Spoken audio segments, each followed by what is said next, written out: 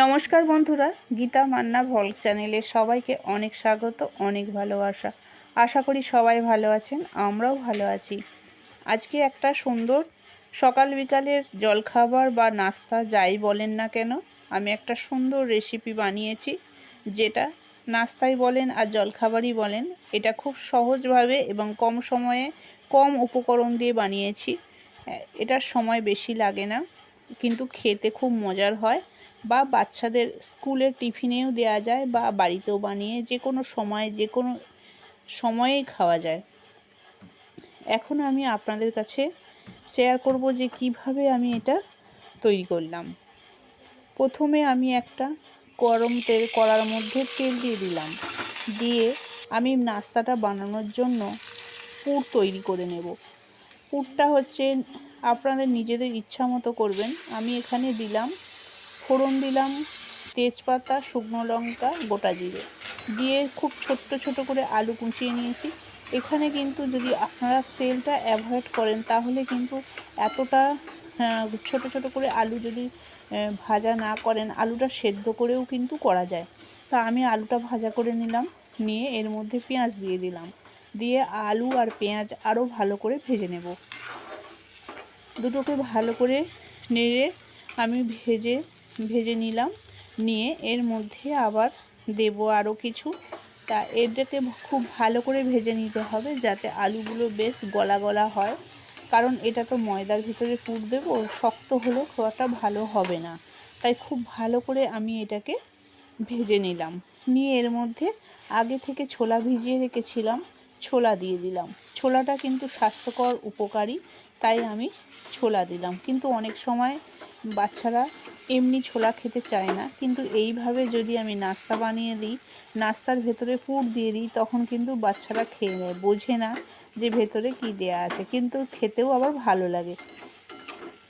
আবার ছোলা অনেক সময় এমনি এমনি খাওয়া ইচ্ছা করে না, কিন্তু ছোলাকে যদি এইভাবে নাস্তার ভেতরে পুরে দেওয়া যায় তাহলে খুবই ভালো লাগে।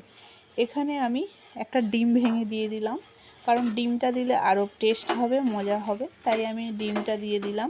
আর কাঁচা টমেটোগুলো দিয়ে দিয়েছি, দিয়ে এটাকে ভালো করে নেড়ে চেড়ে একদম গলানো মতো ভেজে নেব।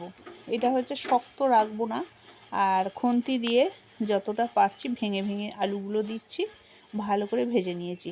এর মধ্যে দিয়ে দিলাম একটু কাশ্মীরি লঙ্কা, ধনে গুঁড়ো, জিরে গুঁড়ো আর লাল লঙ্কার গুঁড়ো দিয়ে এটাকে আরও করে ভালো করে ভেজে নিয়ে এবার দিয়ে দিলাম ধনেপাতা কুচি। যদি আপনাদের কাছে ধনেপাতা কুচি না থাকে, না দিলেও চলবে। এটা শুধুমাত্র সুন্দর একটা গন্ধ আসার জন্যই দেয়া হয়, আর অবশ্য উপকারও আছে। তা এটাকে আমি আরও ভালো করে পুরো মিশ্রণটাকে আমি ভালো করে ভেজে নিলাম। এখানে শুধু আলু দিয়েও করা যায়, আলু ডিম দিয়েও করা যায়, আমি কিন্তু যেগুলো আছে হাতের সামনে দিয়েছি। এবার আমি ময়দাটাকে মাখিয়ে নেব। 2 কাপ ময়দা নিয়ে নিয়েছি, নিয়ে এখানে সামান্য চিনি দিয়ে দিলাম, একটু মিষ্টি মিষ্টি ভালো লাগে। আর এখানে গাওয়া ঘি দিলাম, গাওয়া ঘিয়ের সাথে এবার দই দিয়ে ময়দাটাকে মাখাবো। পুরোটাই আমি একেবারে দইটা দিচ্ছি না। 2 কাপ ময়দাতে আমার 1 কাপ পরিমাণ টক দই লাগবে। এখানে আমি টক দই দিচ্ছি কারণ এটা হজমে সহায়তা করে। টক দই দিয়ে যদি ময়দাটা মাখানো যায় তাহলে কিন্তু খেলে কিন্তু কোনো গ্যাস অম্বল হবে না, সহজেই হজম হয়ে যাবে। আমি কিন্তু কোনো জল ব্যবহার করলাম না, আপনারা কিন্তু গরম জলেও মাখাতে পারেন। আমি এখানে পুরো গরম জল, কোনো জলই ব্যবহার করলাম না, পুরো টক দই দিয়ে, ঘরে পাতা টক দই দিয়ে ডোটা মাখিয়ে নিলাম। এবং ডোটা কিন্তু ধীরে ধীরেই মাখাতে হয়, একেবারে মাখালে কিন্তু পাতলা হয়ে যেতে পারে। এবার লেচি কেটে নিলাম। এখানে আমাদের বাগানে একটা গরু চড়তে এসেছে, গরুটা দেখে ভালো লাগলো, তাই আপনাদের কাছে গরুটাকে শেয়ার করলাম। এই গরুটা মাঝে মধ্যেই আমাদের জানলার কাছে এসে বাসি রুটিগুলো বেশি হলে দিয়ে দিতাম, খেত, তাই দেখিয়ে দিলাম, অনেক দিনের পরে দেখালাম। এখানে আমি লুচির মতো ছোট করে লেচিটা বেলে নিয়েছি, নিয়ে এর ভেতরে যে আগে থেকে পুরটা বানিয়ে রেখেছিলাম, সেই ছোলা, আলু, ময়দা ছোলা, আলু, ডিম সব কিছু দিয়ে যে মিশ্রণটা বানিয়েছিলাম সেই মিশ্রণটাকে আমি ভেতরে পুর হিসাবে দিয়ে দিলাম। দিয়ে এবার এটাকে পকেট পরোটার মতো বানাচ্ছি। এটা শেপ দেওয়াটা আপনাদের নিজেদের ইচ্ছা। আমি পকেট পরোটার শেপ দিয়ে দিলাম। আর মুখগুলো হচ্ছে একটু জল দিয়ে দিয়েছি যাতে ভাজার সময় খুলে না যায়। আর জল যদি দিয়ে দেওয়া যায় তাহলে পুরোটা কিন্তু মুখটা এঁটে যায়। এইভাবে আমি সবগুলো বেলে নিয়েছি। এবার বন্ধুরা দেখা যাক আমি কি করে ভেজে নিই। এখানে সাদা তেল দিয়ে দিয়েছি, দিয়ে কড়ার মধ্যে আমি দিয়ে দিলাম দুটো একসাথে ভাজবো। আপনারা কিন্তু আরও বেশি করে তেল দিয়ে একেবারে অনেকগুলোও ভেজে নিতে পারেন। আমি দুটো করে ভেজে নেব। আর দেখুন দেয়া মাত্রই কালারটা কিন্তু চেঞ্জ হয়ে যাচ্ছে, একটা লাল কালারের এসে যাচ্ছে। নাস্তাগুলো খুব বেশ এখানে খুব মচমচে টাইপের হচ্ছে আর খেতে কিন্তু খুবই সুন্দর। আর এটা আমার হয়ে গেল। এইভাবে আমি সব কটাকেই বানিয়ে নেব। আর এখানে তেলে দেয়া মাত্রই কিন্তু নাস্তাটার কালারটাও চেঞ্জ হয়ে গেল, যে সাদা ময়দা যে ছিল সেই কালারটা এখন আর নেই।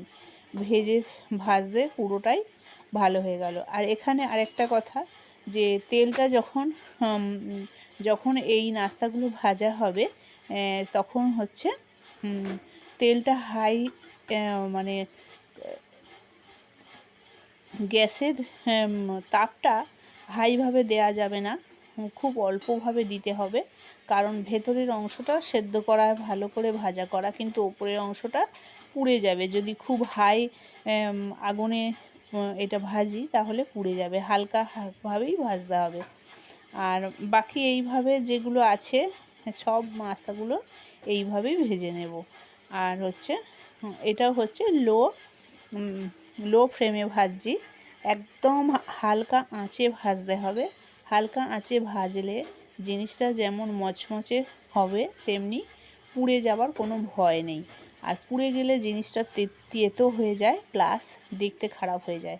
দেখুন হালকাভাবে একেবারে লো আঁচে ভাজছি, আর ভাজা মাত্রই কালারগুলো সুন্দরভাবে চেঞ্জ হয়ে যাচ্ছে।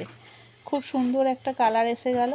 আর এইভাবে আমি সব নাস্তাগুলো, আবারও নাস্তা দুটো দিয়ে দেব, দুটো করে অল্প করে আমি ভেজে নেব। বাড়িতে যদি কোনো আত্মীয় স্বজন আসেন বা বাড়িতে নিজেদের জন্য বা বাচ্চাদের টিফিনেও কিন্তু এইভাবে নাস্তা বানিয়ে দিতে পারেন বা জলখাবার বানিয়ে দিতে পারেন, কোনো অসুবিধা নেই। আমি এইভাবে সবগুলো ভেজে নিলাম।